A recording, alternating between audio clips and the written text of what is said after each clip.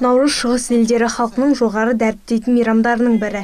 Ежелден қалыптасқан бұл мейрам жаңа жылдың бастауы саналады. Қазақстанда Наурыз мейрамы 3 күн аралығында атап өтіледі, және бұл күндері демалыс беріледі. Қазпоштаның Петропавлдағы филиалының ұйымдастыруымен өткен көктемгі мерекелік шарада ұлттық салт дәстүр мен әдет ғұрып паш етілді. Бүгін акционерлік қоғам Қазпоштаның облыстық филиалында Наурызға қарсы үлкен іс-шара ұйымдастырылды.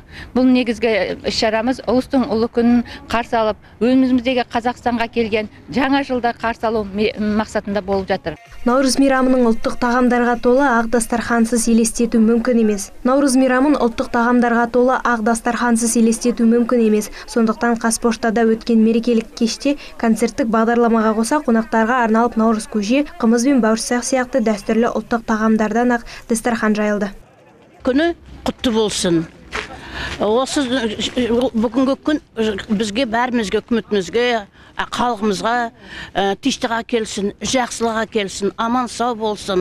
Іс-шараға қаланың барлық Қазпошта бөлімдерінің қызметкерлері қатысты. Жалпы жиынға 150-ге жуық адам жиналды. Индира Хатқызы, Азамат Елубаев, Первый Северный.